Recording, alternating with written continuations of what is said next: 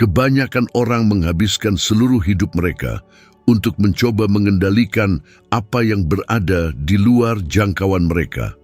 Dan ketika mereka menyadari tidak bisa, semuanya sudah terlambat. Mereka meninggal dalam kebingungan, hampa, dengan perasaan bahwa selalu ada yang hilang, seolah hidup hanya berlalu begitu saja tanpa mereka benar-benar menjalaninya.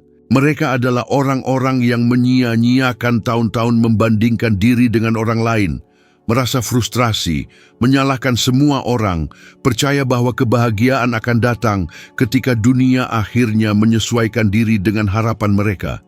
Namun, bagaimana jika masalahnya bukan pada dunia, melainkan pada bagaimana Anda bereaksi terhadapnya? Marcus Aurelius, sang kaisar filsuf, hidup di tengah perang, kehilangan, dan tekanan yang tiada henti. Namun, ia mampu menjaga pikiran yang tenang, tujuan yang teguh, dan jiwa yang damai. Ia tidak hanya memerintah sebuah kekaisaran, tetapi juga belajar mengendalikan dirinya sendiri.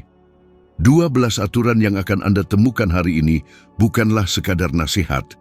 Itu adalah alat yang dirancang untuk memaksa pikiran Anda menata ulang dirinya, meluruskan kembali hidup Anda, dan akhirnya membebaskan Anda dari kekacauan mental yang menjebak begitu banyak orang.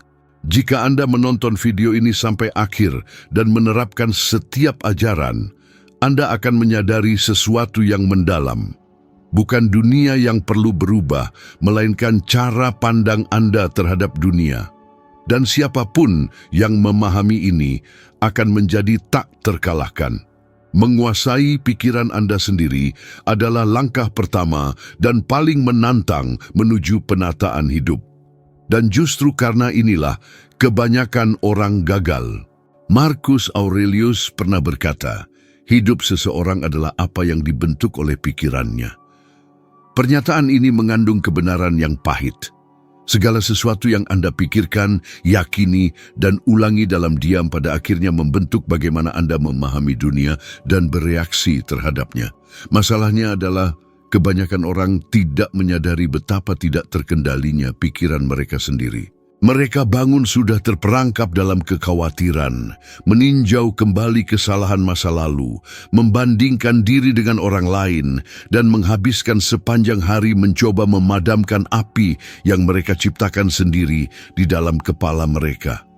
Ketika pikiran tidak terlatih, ia menjadi musuh diam-diam, menyabotase rencana, menimbulkan kecemasan, dan menguras seluruh energi vital. Marcus hidup di masa-masa penuh gejolak. Ia adalah kaisar Roma di tengah perang, pengkhianatan, dan wabah penyakit. Namun, ia berhasil tetap tenang, membuat keputusan rasional, dan menulis refleksi mendalam tentang ketenangan dan pengendalian diri. Ia memahami bahwa kekacauan eksternal akan selalu ada, tetapi apa yang benar-benar menentukan penderitaan adalah apa yang terjadi di dalam diri kita. Ketika ia menulis, Anda memiliki kekuatan atas pikiran Anda, bukan atas peristiwa. Sadarilah ini, dan Anda akan menemukan kekuatan. Ia sedang menggambarkan prinsip mendasar penguasaan batin. Hari ini, pertarungan memang berbeda, tetapi sifat manusia tetap sama. Kebanyakan orang melancarkan perang tak terlihat di dalam kepala mereka. Limpahan informasi, tuntutan, ketakutan akan masa depan, dan perbandingan terus-menerus di media sosial menghasilkan semacam kebisingan mental yang membuat setiap orang dalam keadaan siaga permanen. Inilah sebabnya mengapa begitu banyak yang tidur dalam keadaan lelah dan bangun dalam keadaan letih. Tubuh beristirahat, tetapi pikiran tidak. Dan ketika pola ini berulang terlalu lama, seseorang mulai kehilangan kendali atas diri sendiri. Menguasai pikiran berarti belajar mengarahkan fokus Anda, berarti mengetahui kapan harus berpikir dan kapan harus sekadar mengamati. Ini berarti menghentikan diri Anda untuk memberikan kekuatan pada setiap pikiran negatif yang muncul. Ketika Anda memahami bahwa tidak setiap pikiran adalah fakta, Anda membebaskan diri Anda. Berapa kali Anda mendapati diri Anda membayangkan skenario yang tidak pernah terjadi, menderita atas sesuatu yang hanya ada di kepala Anda?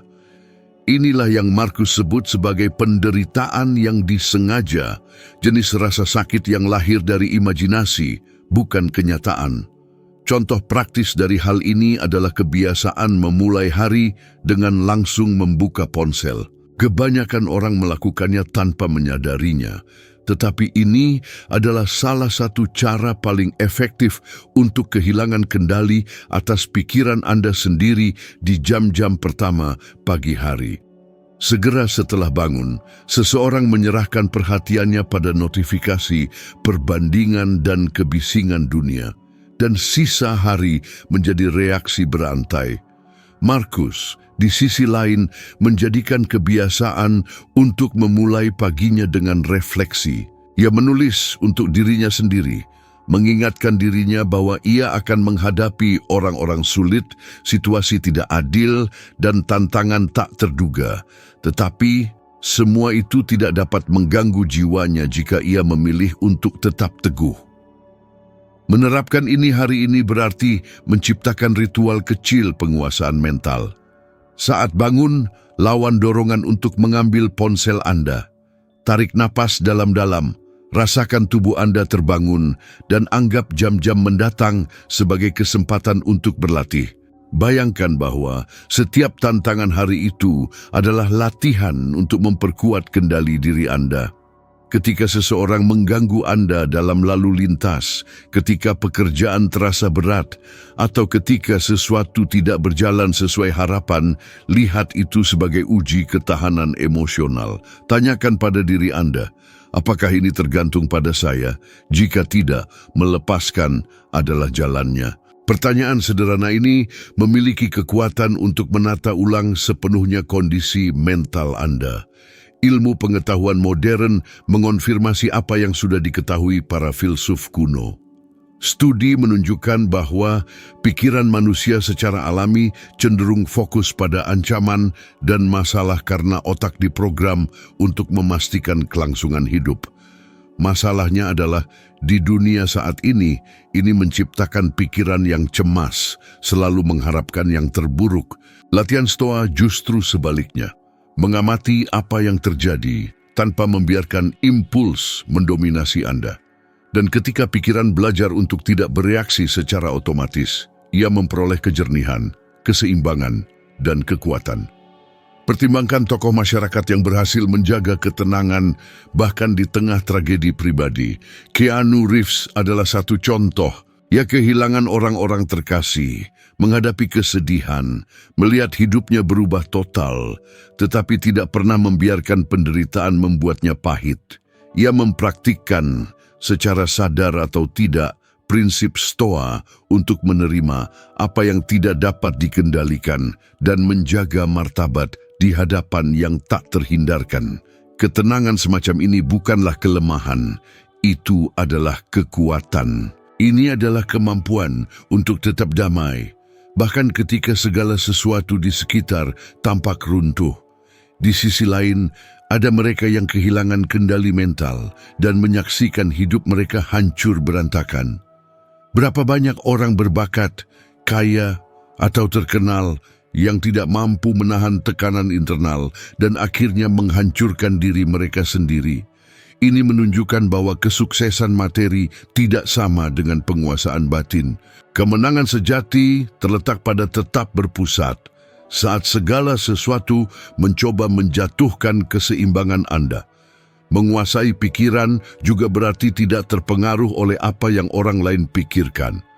Markus berkata, adalah sebuah kebodohan untuk mencari tepuk tangan dari mereka yang bahkan tidak tahu apa yang baik atau buruk. Ketika Anda bergantung pada persetujuan eksternal, pikiran Anda tidak akan pernah tenang. Setiap kritik menjadi luka, setiap pujian menjadi kebutuhan. Kebebasan dimulai ketika Anda memahami bahwa nilai Anda tidak bergantung pada apa yang orang lain katakan tentang Anda. Cara sederhana untuk mempraktikkan ini adalah melalui latihan pengamatan harian. Sepanjang hari, pandang pikiran Anda seolah-olah awan yang berlalu. Amati tanpa menghakimi, tanpa keterikatan. Ketika kemarahan muncul, perhatikanlah. Ketika ketakutan hadir, akuilah. Dan ketika pikiran negatif mencoba mendominasi, katakan pada diri sendiri, ini hanyalah sebuah pikiran, ini bukan kenyataan. Praktik ini yang diulang secara konsisten menata ulang jiwa Anda dari dalam keluar.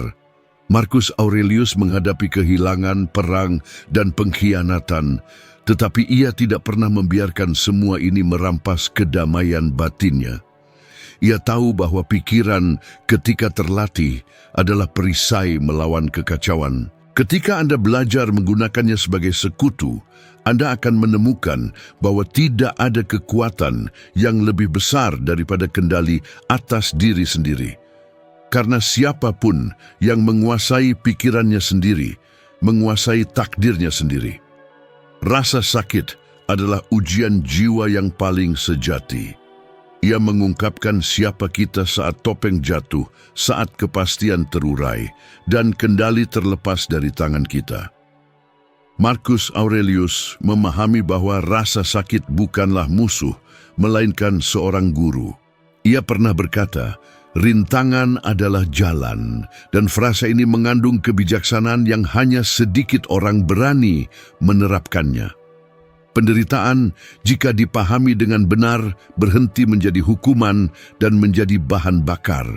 Namun, kebanyakan orang mencoba melarikan diri darinya, dan justru itulah mengapa mereka tetap terjebak. Kita hidup di zaman di mana setiap ketidaknyamanan dianggap sebagai sesuatu yang harus dihindari. Orang-orang terus-menerus mencari pengalihan, media sosial, serial, makanan, pekerjaan berlebihan. Semua untuk melarikan diri dari perasaan yang pada dasarnya hanyalah bagian alami dari kehidupan. Ketika Anda menghindari rasa sakit, Anda juga menghindari pertumbuhan. Pikiran mulai menetap dan jiwa melemah. Marcus mengetahui hal ini karena ia hidup di tengah tragedi dan kehilangan. Ia kehilangan anak-anak, menghadapi pengkhianatan, dan melihat sebuah kekaisaran terancam oleh wabah dan perang. Namun, ia mencatat dalam tulisannya bahwa penderitaan hanyalah sebuah persepsi dan kita dapat memilih bagaimana kita mempersepsikannya. Ia mengubah rasa sakit menjadi kebijaksanaan. Hari ini, ketika sesuatu berjalan salah, reaksi paling umum adalah mengeluh. Kehilangan pekerjaan, mengakhiri hubungan, menghadapi penolakan, semua ini sering dianggap sebagai akhir dunia. Tetapi bagi stoicisme, momen-momen ini adalah kesempatan untuk penguatan psikologis. Rasa sakit menyingkap kelemahan yang perlu ditangani. Ia memaksa Anda untuk melihat ke dalam dan menghadapi apa yang biasanya Anda abaikan. Seolah setiap pukulan hidup membentuk karakter Anda, sama seperti api membentuk besi. Bayangkan seseorang menghadapi PHK tak terduga, reaksi awal adalah keputusasaan. Tetapi jika orang itu menggeser perspektifnya dan melihatnya sebagai panggilan untuk berkembang, sesuatu mulai berubah. Alih-alih berperan sebagai korban, mereka bertanya pada diri sendiri apa yang bisa mereka pelajari darinya, apa yang bisa mereka tingkatkan, dan bagaimana mereka bisa muncul lebih kuat. Sikap seperti inilah yang menciptakan orang-orang yang tangguh. Dan ini berlaku untuk segalanya, hubungan yang berakhir, proyek yang gagal, kritik tidak adil. Setiap rasa sakit ini membawa pelajaran yang hanya bisa dipelajari dalam ketidaknyamanan. Marcus menulis bahwa apa yang menghalangi tindakan memajukan tindakan, apa yang menghalangi menjadi jalan. Ini adalah salah satu pelajaran paling kuat yang pernah ditulis. Rintangan yang hari ini tampaknya menahan Anda, mungkin justru yang mempersiapkan Anda untuk apa yang akan datang selanjutnya. Mereka yang memahami konsep ini tidak putus asa ketika menghadapi kesulitan.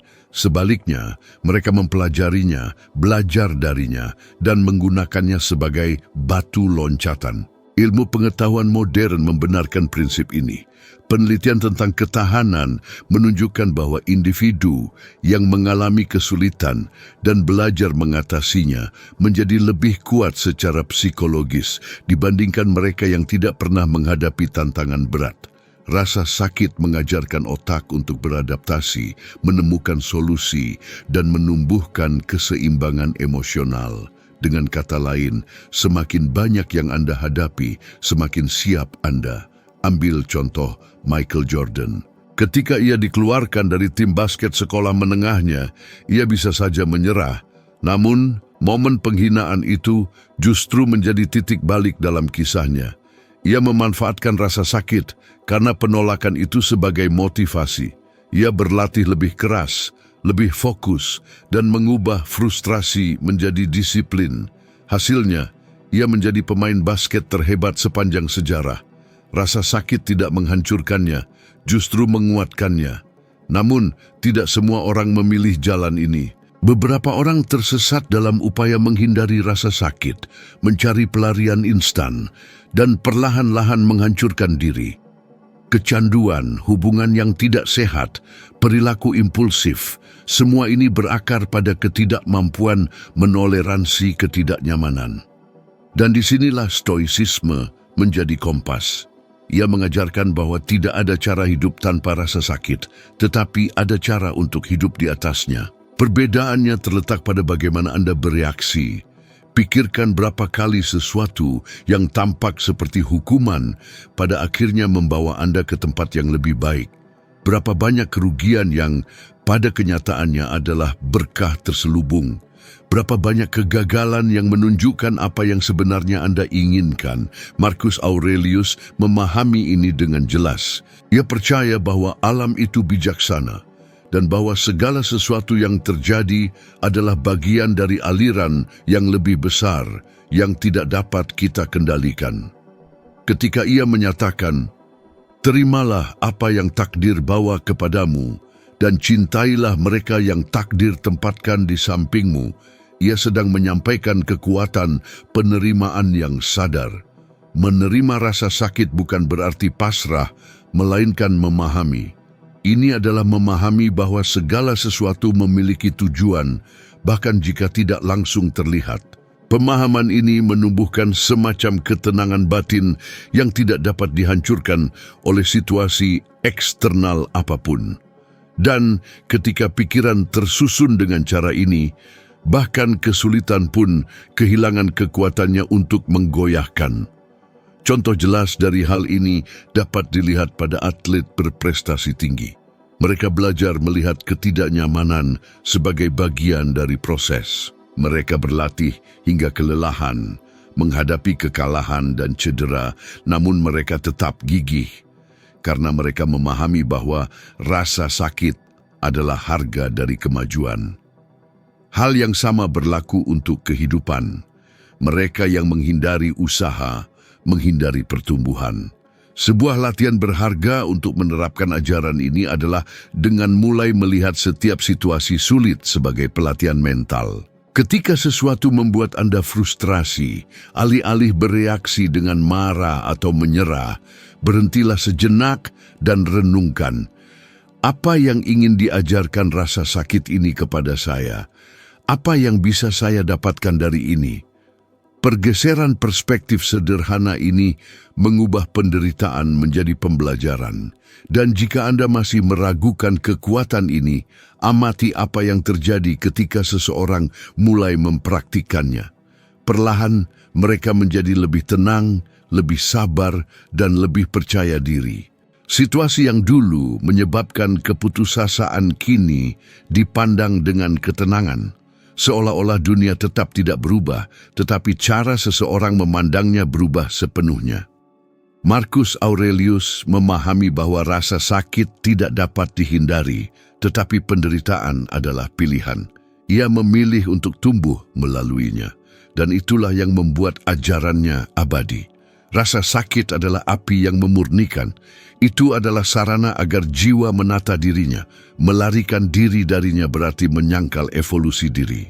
Ketika Anda belajar untuk bertahan dan menarik kekuatan dari ketidaknyamanan, Anda menemukan bahwa di setiap kesulitan tersembunyi, peluang tersembunyi untuk menjadi pribadi yang lebih baik. Dan justru pada titik inilah pikiran mulai selaras dengan realitas, berhenti melawan, dan mulai mengalir. Dalam keseimbangan inilah kedamaian sejati lahir. Hidup dengan tujuan adalah salah satu tugas yang paling menantang dan, pada saat yang sama, paling membebaskan dalam keberadaan manusia. Kebanyakan orang hidup dengan mode otomatis, bereaksi terhadap peristiwa, mengulang pola dan menyebutnya hidup. Mereka mengikuti arus, bekerja karena kewajiban, mencari kenyamanan, tetapi jarang berhenti untuk bertanya pada diri sendiri apa yang sebenarnya mereka lakukan di sini. Marcus Aurelius memahami bahwa hidup tanpa tujuan adalah menyia-nyiakan waktu paling berharga yang kita miliki. Ia berkata, jangan bertindak seolah-olah Anda akan hidup selama 10.000 tahun. Kematian membayangi Anda. Selagi Anda hidup, selagi mungkin, jadilah baik. Pernyataan ini membawa pengingat yang kuat, waktu terbatas, dan justru keterbatasan inilah yang seharusnya membangunkan kita pada apa yang benar-benar penting. Manusia cenderung mudah terganggu. Urgensi kecil sehari-hari membesar menjadi raksasa, sementara apa yang benar-benar penting tetap terlupakan di sudut pikiran. Inilah mengapa banyak orang merasakan kekosongan senyap itu, bahkan ketika mereka seolah memiliki segalanya. Mereka bangun pagi, bekerja, mengonsumsi, mengalihkan perhatian, tetapi jauh di lubuk hati mereka tahu ada sesuatu yang hilang. Sesuatu itu adalah makna. Marcus Aurelius percaya bahwa hidup dengan tujuan bukan tentang mencari pencapaian besar, melainkan tentang bertindak secara sadar, mengetahui mengapa seseorang melakukan apa yang ia lakukan.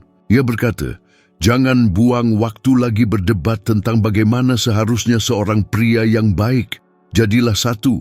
Ini adalah salah satu pelajaran paling langsung dan praktis yang ia tinggalkan.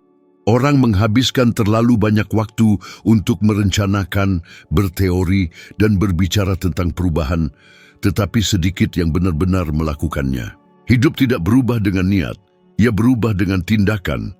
Hidup dengan tujuan berarti bangun dengan mengetahui bahwa setiap sikap, setiap kata, dan setiap pilihan memiliki bobot.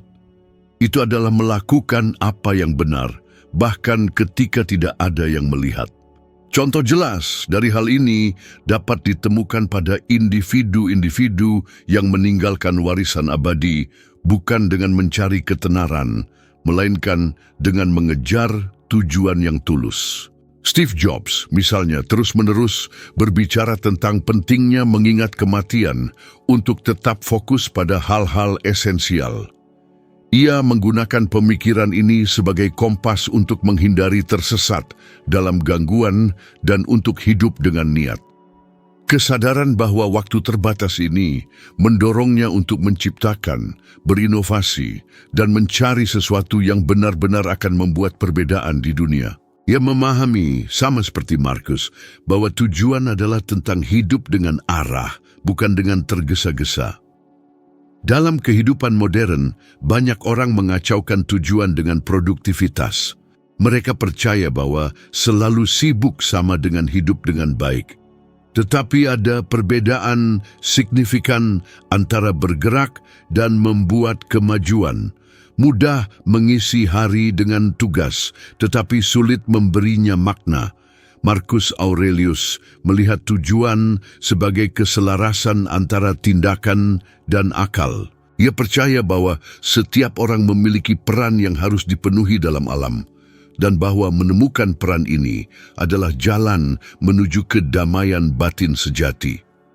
Untuk menerapkan ini di zaman kontemporer, penting untuk mengambil jeda yang sadar.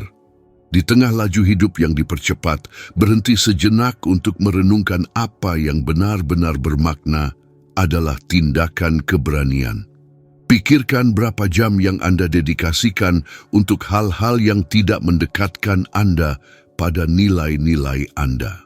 Berapa kali Anda mengatakan ya ketika Anda ingin mengatakan tidak? Berapa kali Anda bertindak hanya untuk menyenangkan atau karena takut mengecewakan orang lain? Hidup dengan tujuan berarti mulai mengatakan ya hanya pada apa yang selaras dengan kebenaran Anda. Latihan yang baik untuk mempraktikkan ini adalah mengamati hari Anda dan mengidentifikasi aktivitas mana yang menguras energi Anda dan mana yang mengisi ulang Anda. Perhatikan kemana waktu Anda dihabiskan. Terkadang cukup menyesuaikan hal-hal kecil, sudah cukup untuk menyelaraskan kembali hidup Anda dengan tujuan yang benar. Tidur lebih awal, menjaga kesehatan, meluangkan waktu untuk keheningan, membaca sesuatu yang menginspirasi, melakukan sesuatu untuk membantu seseorang. Tujuan bukanlah wahyu besar, itu adalah rangkaian pilihan sadar yang membentuk karakter Anda. Penelitian menunjukkan bahwa individu dengan tujuan yang jelas hidup lebih lama dan lebih baik. Mereka memiliki lebih sedikit peluang untuk mengembangkan depresi, mengatasi stres dengan lebih baik, dan menunjukkan ketahanan yang lebih besar dalam menghadapi kesulitan. Ini terjadi karena tujuan memberi makna pada rasa sakit. Ketika Anda memahami alasan mengapa Anda melakukan sesuatu, bahkan pengorbanan pun memperoleh nilai. Marcus Aurelius percaya bahwa tujuan harus menjadi pusat dari semua tindakan. Ia menulis bahwa apa yang tidak baik untuk sarang lebah, tidak baik pula untuk lebahnya. Pepatah ini melambangkan gagasan bahwa tujuan individu harus selaras dengan kolektif. Dengan kata lain, hidup dengan tujuan juga berarti bertindak dengan cara yang kebaikannya melampaui diri sendiri. Itu adalah berkontribusi dengan cara tertentu, sekecil apapun, pada keseimbangan dunia. Ketika seseorang hidup dengan arah ini, mereka berhenti tersesat dalam perbandingan.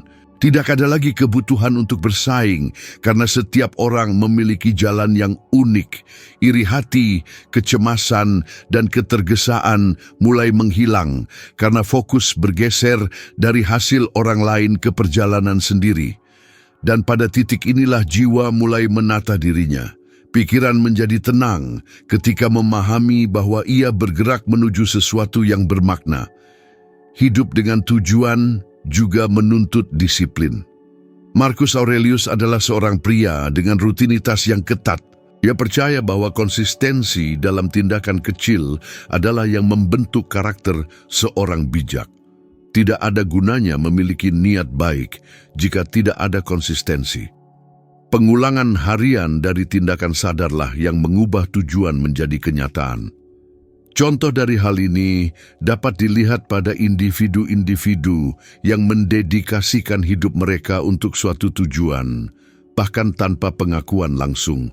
Ilmuwan, guru, seniman, orang-orang yang gigih, bahkan ketika tidak ada yang memberikan tepuk tangan. Mereka bertindak karena keyakinan, bukan karena kesombongan, dan inilah tepatnya yang dihargai Marcus Aurelius.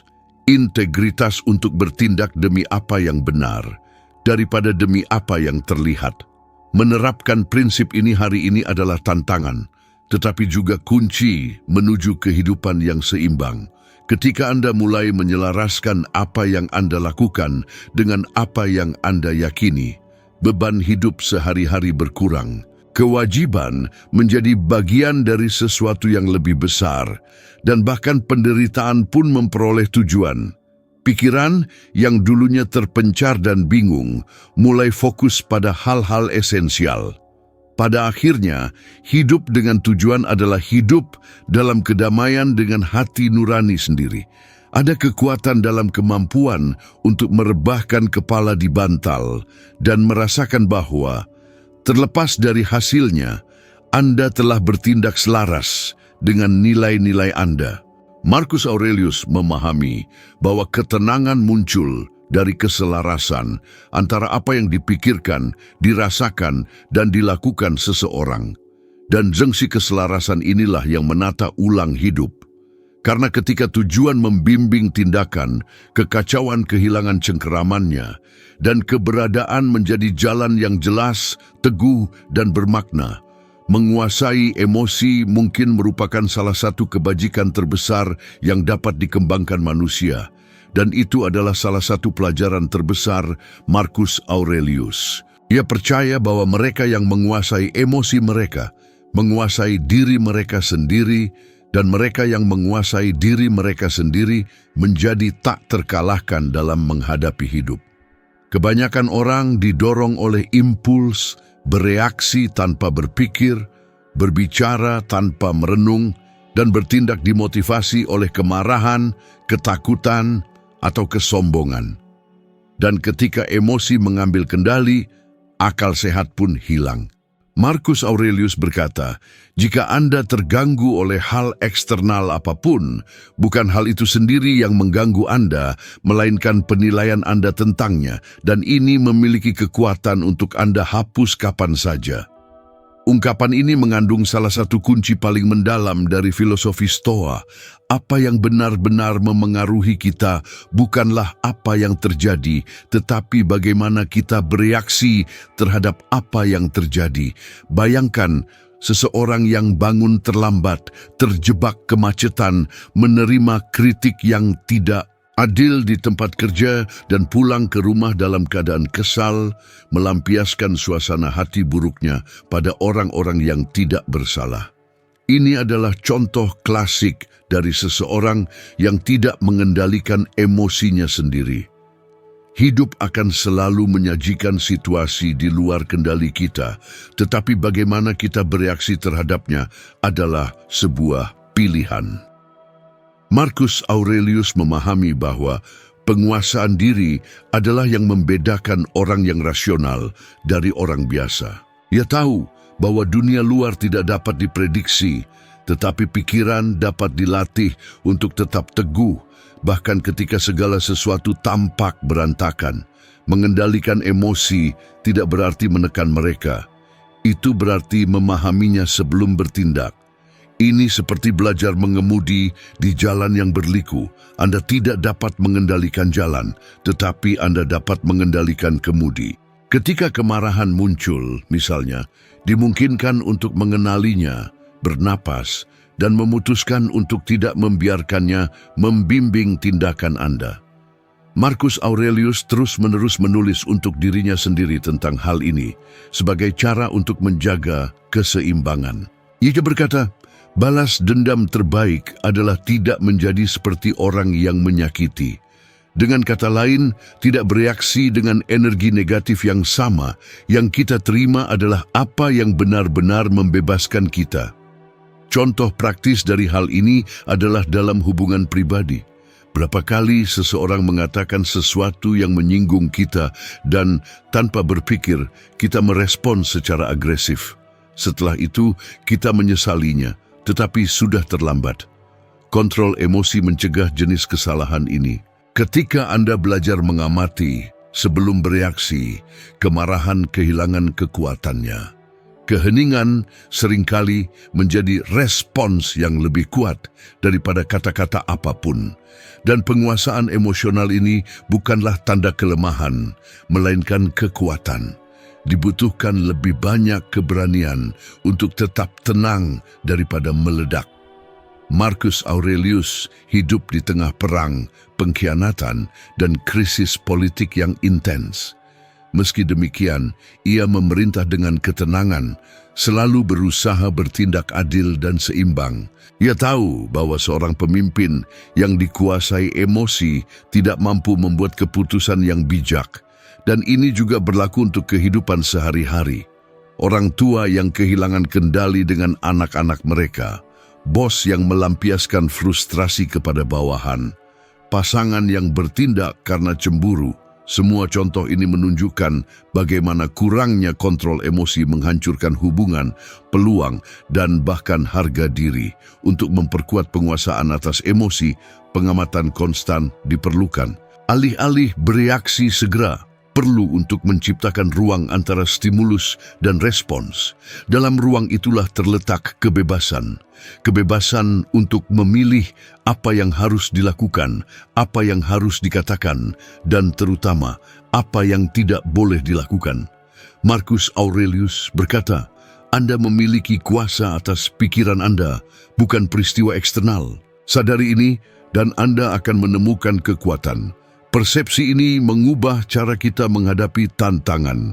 Dalam situasi penuh tekanan, misalnya, ketika sesuatu tidak berjalan sesuai rencana, umum untuk merasakan frustrasi dan kemarahan.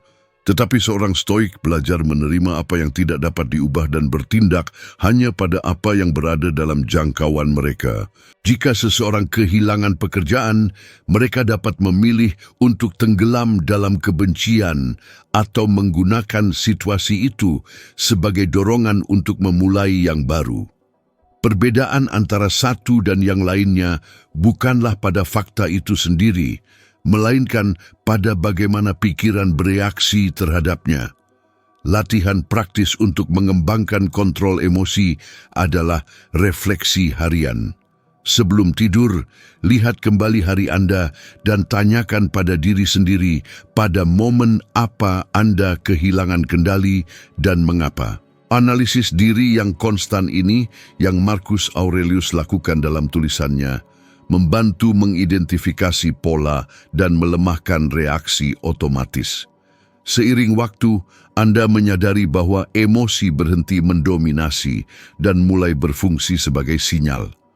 Kemarahan misalnya menunjukkan bahwa sesuatu membutuhkan perhatian, ketakutan bahwa sesuatu membutuhkan persiapan, kesedihan bahwa sesuatu harus dipahami dan disembuhkan. Ketika Anda belajar membaca emosi dengan cara ini, mereka berhenti menjadi musuh dan menjadi sekutu. Kontrol emosi juga penting untuk menjaga kesehatan mental. Penelitian modern menunjukkan bahwa orang yang bereaksi secara impulsif terhadap stres memiliki tingkat kecemasan yang lebih tinggi dan cenderung mengalami burnout lebih cepat. Mereka yang tetap tenang dalam menghadapi kesulitan, bagaimanapun mengembangkan ketahanan yang lebih besar dan kejernihan mental.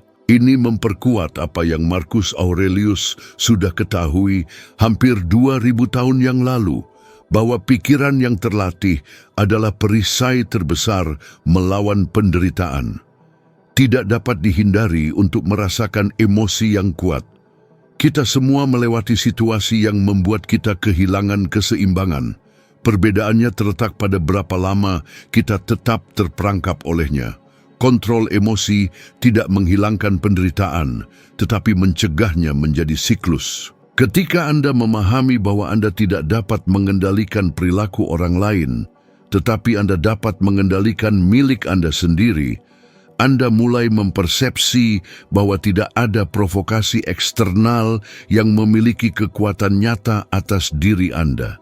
Hidup modern menuntut kearifan semacam ini lebih dari sebelumnya. Kita hidup dikelilingi oleh rangsangan, opini, dan tekanan yang konstan.